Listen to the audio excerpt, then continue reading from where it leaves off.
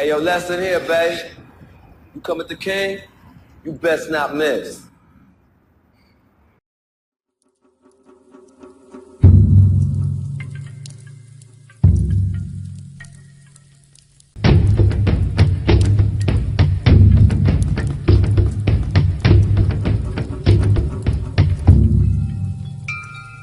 Hello, my IBMOR brothers, back again. I'm thinking about starting a new ongoing series on and off, nothing consecutive, but sort of like my MGTOW IBMOR series that when I come across information, I'll post it up. But I'm thinking about starting this new series about how feminism hijacked civil rights and the affirmative action or the gains that the civil rights was supposed to have brought to the black man and by extension the black family to rebuild the community actually went to white women to actually enhance and actually spread the divide between black men or the black family and the white dominant population. So in this first installment, I'm going to read into the record a couple of articles that I found. There's more, but I'm going to start with a couple of the shorter ones. I'm going to read into the record. And this first installment is going to be on what can we learn from the Supreme Court case of Abigail Fisher versus Texas. It's really interesting, and I think it's something that it's being hidden by the black feminists because they don't want you to know about. They don't want you to know about it because if you really knew about it, black men probably would get mad. Even the conscious community and pro-black community don't really talk about it. They talk about it like behind the scenes and they might refer to it here and there, but nobody's ever come out and actually railed against it.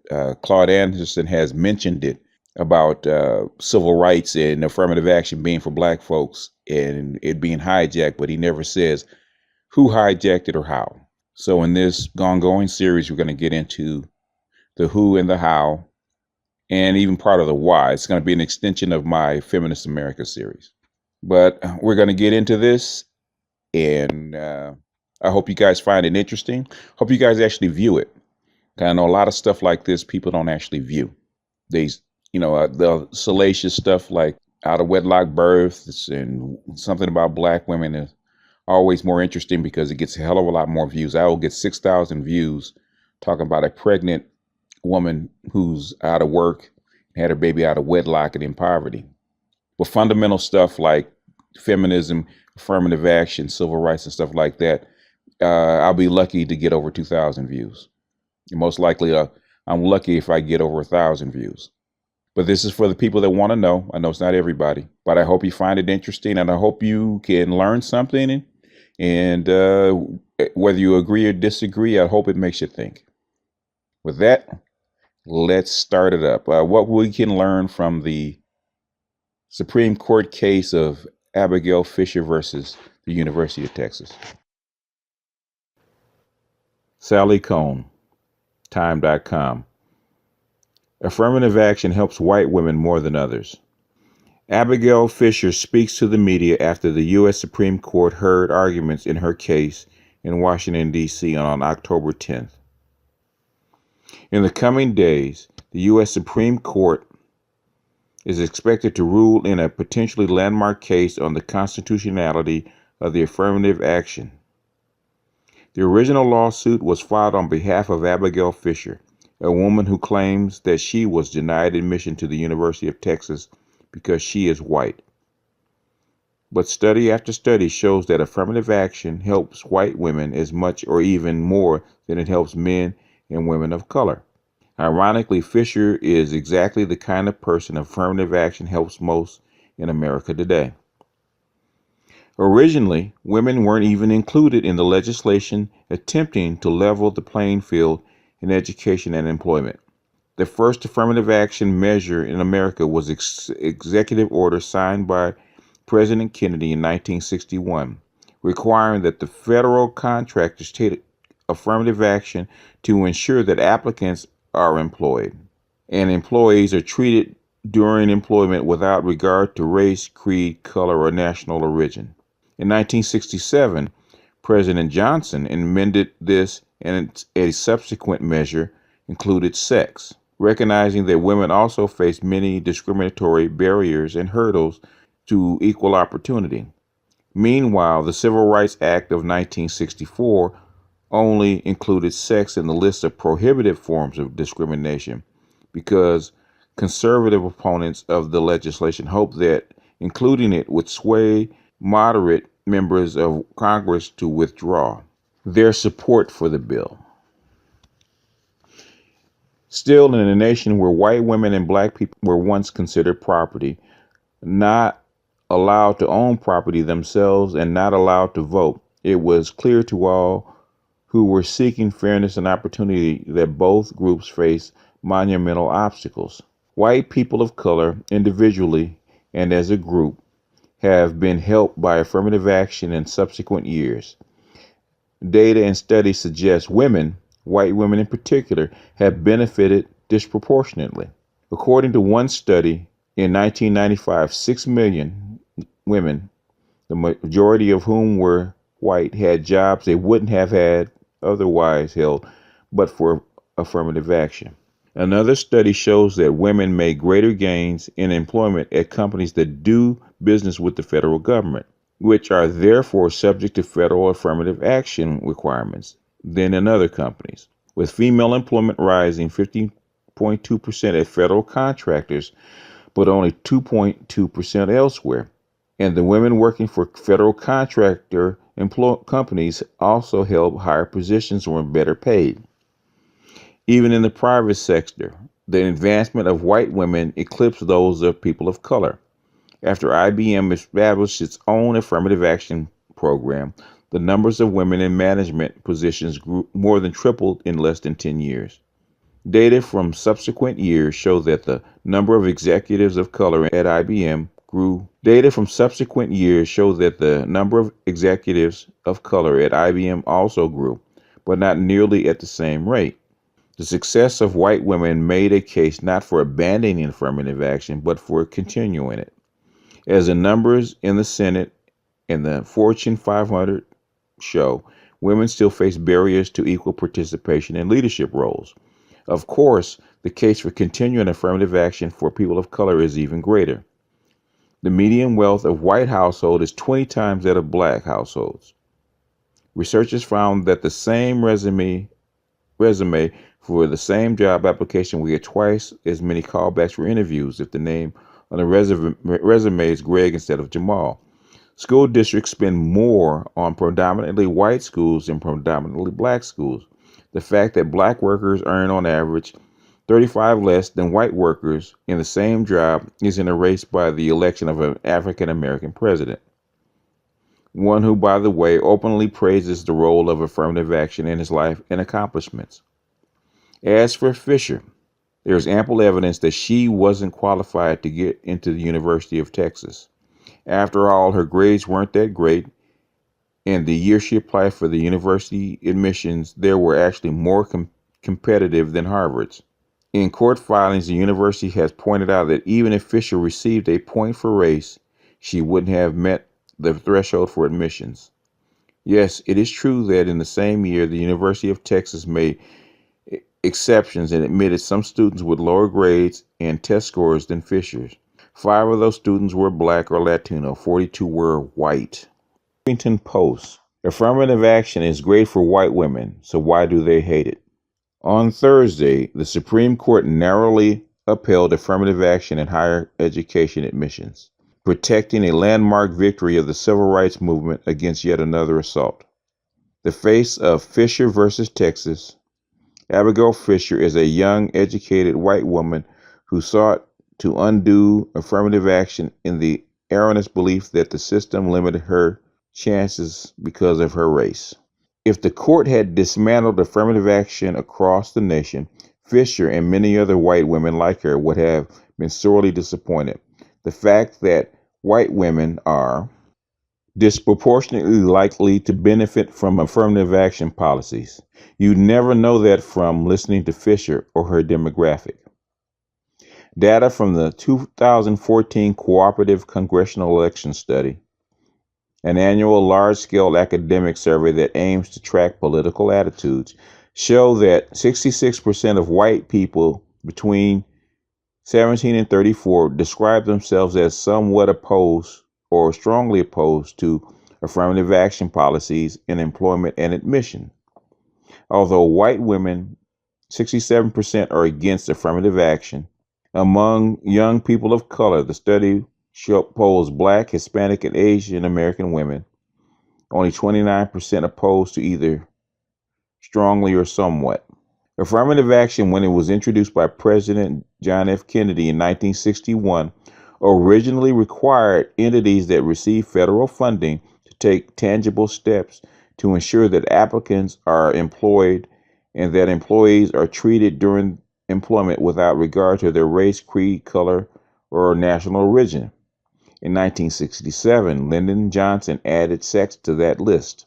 And yet, just as most people think of Title IX as being about athletic funding, there's a lot more to it than that. The general perception of affirmative action is that it's just about race. But affirmative action has been quite beneficial to women and disproportionately beneficial to white women. Women are now more likely to graduate with a bachelor's degree and attend graduate school than men are, and outnumber men on many college campuses. In 1970, just 7.6% of physicians in America were women. In 2002, that number had risen to 25.2%. But, and this is a big but, those benefits were more likely to accrue to white women than they are to women of color.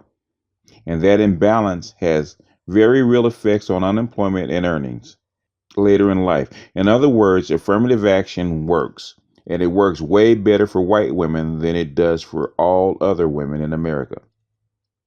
But white women have made a practice of publicly objecting to affirmative action policies. As researcher Jesse McDaniel notes, the landmark 1978 Supreme Court case Regents of the University of California versus Bakke, in which the court ruled that race may be factored into university admissions, the people suing the university for discrimination in the academic admissions process have been white women.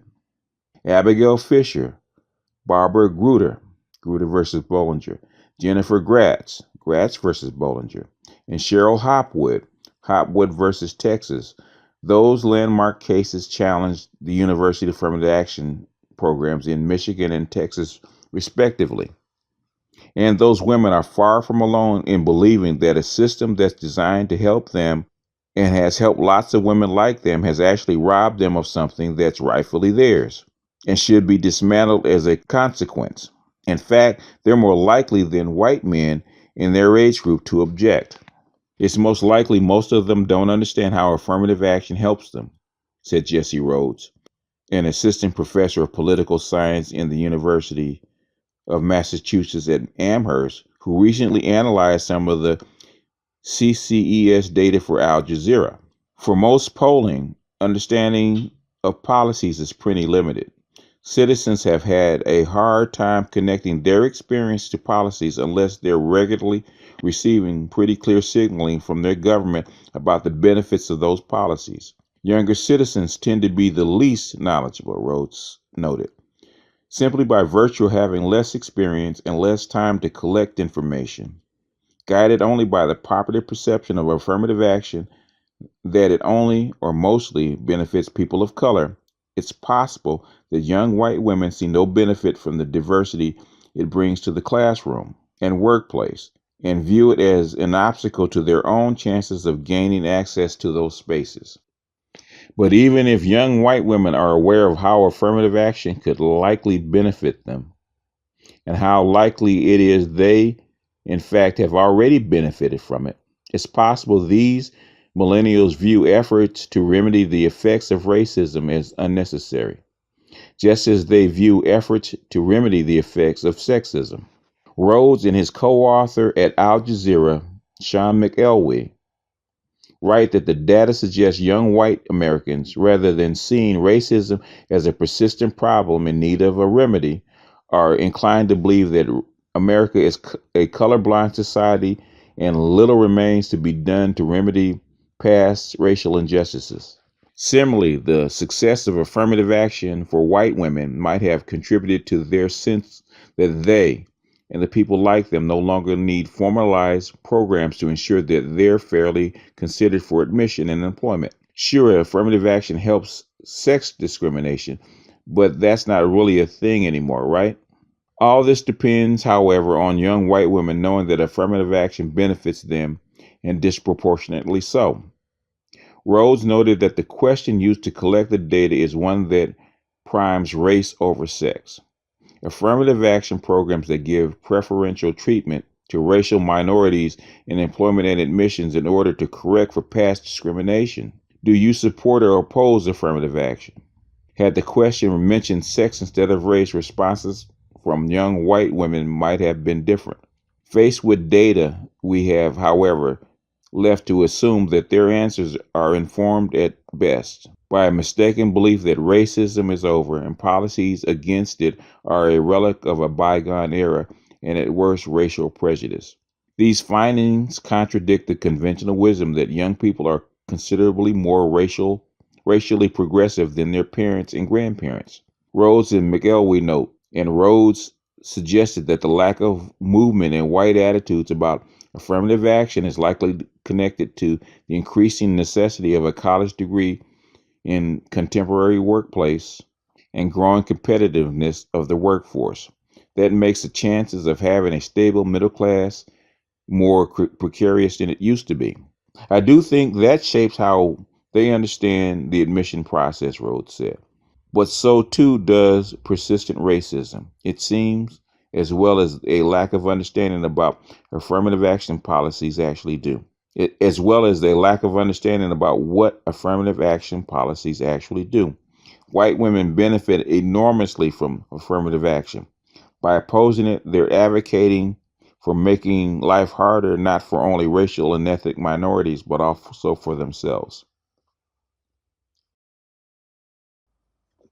I've quoted this before. This is from the book More Than Title IX. Gender equity, both in vocational education and overall, has been more helpful for white women. It has helped white women more than others because they had the qualifications. They were more prepared overall, and they knew how to move in white culture so they could move into new slots.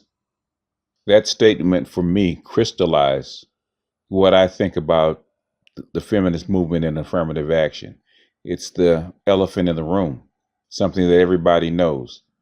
They knew from the beginning that affirmative action, if you allowed women in, especially white women into the class, that white women would more likely be able to take more advantage of it than black men, the black men that the affirmative action was actually designed for and actually passed for, which black men fought, died, and bled for.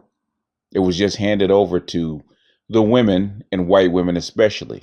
And guess who took full advantage of it? And still today, we see black women and black feminists especially still defending this. The white woman gets all the spoils. She's the one pushing for breaking the glass ceiling, getting the higher jobs, getting the positions as CEO, making millions of dollars. Nobody ever told black people, black women especially, that when the glass ceiling breaks, the shards of glass were going to fall on her and her man and her family. Just as Judas sold out Christ for 30 pieces of silver, so did our black feminists sell the black community out for their due. And in the very end, they hung themselves along with their community. In our next segment, we're going to take a closer look at why white women have been the most vocal opponents of affirmative action and civil rights, even though they gain the most out of it. With that, I'm going to close this section out. This is BGS. Till next time.